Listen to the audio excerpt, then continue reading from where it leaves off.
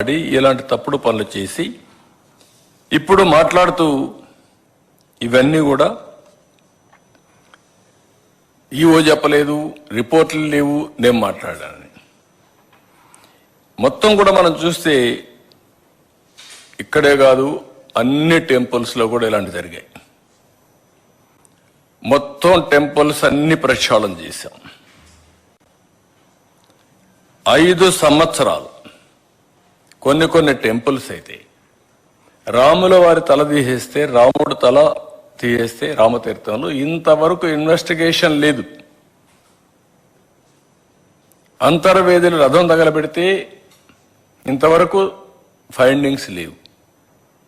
దుర్గమ్మ గుడిలో ఆ లైన్స్ ఏవైతే ఉన్నాయో అవన్నీ దొంగిలించకపోతే దాని మీద యాక్షన్ లేదు. ఇలాంటివన్నీ జరిగిన తర్వాత నిన్న కూడా అనంతపూర్లో హనకన్కల్ విలేజ్లో కనేకల్ మండలంలో ఈశ్వరుడు అనేవాడు నేనే తగలబెట్టానని చెప్పే పరిస్థితికి వచ్చాడు రథాన్ని.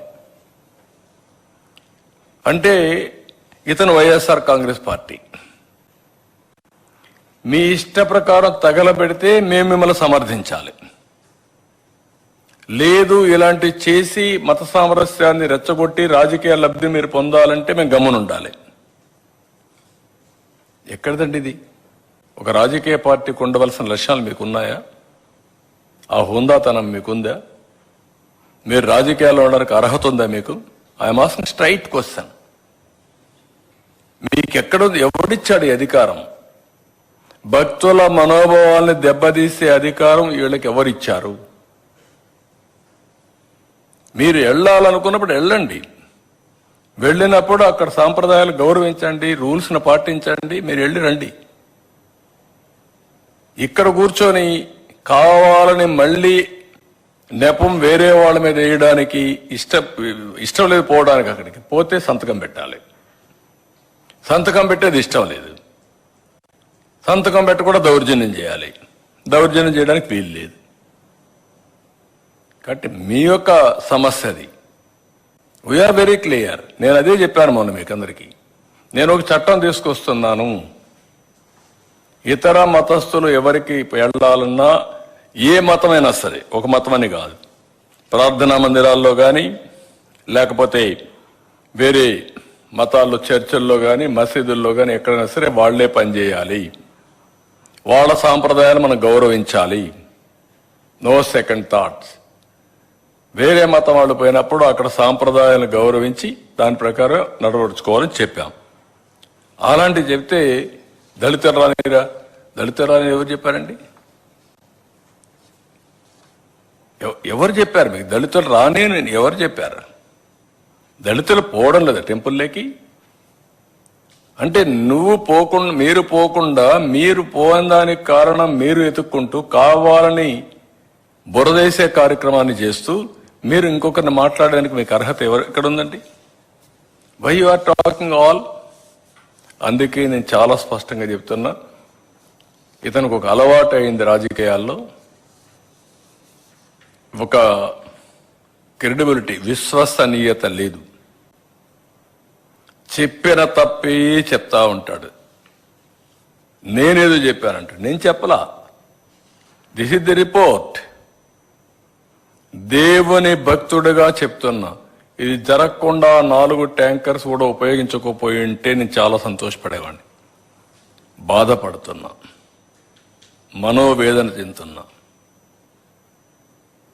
వెంకటేశ్వర స్వామి కలియుగ దేవుడికి ఎలాంటి అపచారం ఆ గీ అయితే వాడారు, ఎక్కడ వాడారు అనేది ఇంకొక విషయం. గీ అయితే వాడారు, ఆ గీలో ఉందా అంటే నెక్స్ట్ వచ్చిన గీలో ఉంది. Same continuation.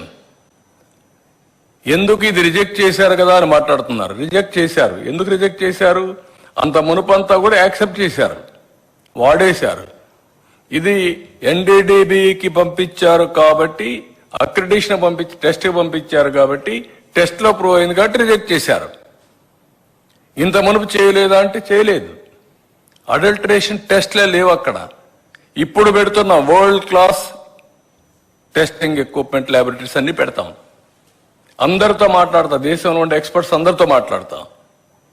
మాట్లాడి purity is important, sanctity is important, పవిత్రత. ఆ పవిత్రత కోసం ఏమేం చర్యలు తీసుకోవాలో చెక్స్ అండ్ బ్యాలెన్స్ అన్ని పెడతాం.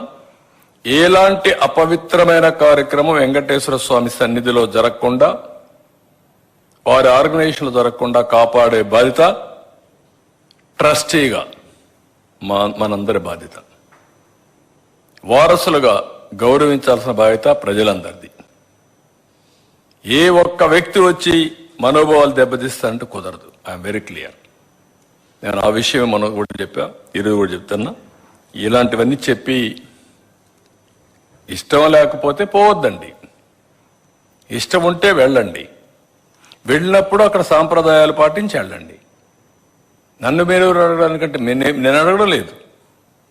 అక్కడ ఉన్నాయి, రూల్స్లో ఉన్నాయి. ఆ రూల్స్లో ఉండేది పాటించి తీరాలి. ఇంకొక ఆయన మాట్లాడుతున్నాడు. ఏం మాట్లాడతాడంటే, ఒక ఆయన అయితే వాడు జనరల్ సెక్రటరీ పెట్టారు, అడ్వకేట్ ఎవరు ఒక అతను, పంది మాంసం బంగారం, నెయ్యి రాగి, బంగారం తీసుకొచ్చి రాగిలో కలుపుతారా అంటాడు. అంటే మనోభావాలు అంటే లెక్కలేదా మీకు? కనీసం మీరు కండెమ్ చేశారా? మాజీ ముఖ్యమంత్రి గారు, మీ పార్టీ జనరల్ సెక్రటరీ అవునా కాదా? మీ వాళ్ళు ఏమేమి మాట్లాడినా మేము భరించాలనా? మీకు బాధ్యత లేదా? మీకు ఆ విషయాలు నేను అడుగుతున్నా. ప్రజలను గుర్తించుకోమంటున్నా. ఎట్టి పరిస్థితిలో వెంకటేశ్వర స్వామి సన్నిధిలో కానీ, వెంకటేశ్వర స్వామి టీటీడీ ఆధ్వర్యంలో నడిపే వ్యవస్థల్లో కానీ అపవిత్రం జరపకుండా కాపాడే బాధ్యత మేము తీసుకుంటాం. చాలా గట్టిగా ఉంటాం. దాంట్లో ఎక్కడా రాజీ లేదు.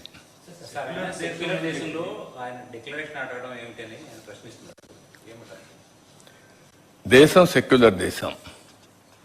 మత సామరస్యాన్ని కాపాడడానికి, మనోభావాలు దెబ్బతీయడానికి కాదు. నా ఇష్ట ప్రకారం వేరే మతాల్ని రెచ్చగొట్టడానికి కాదు.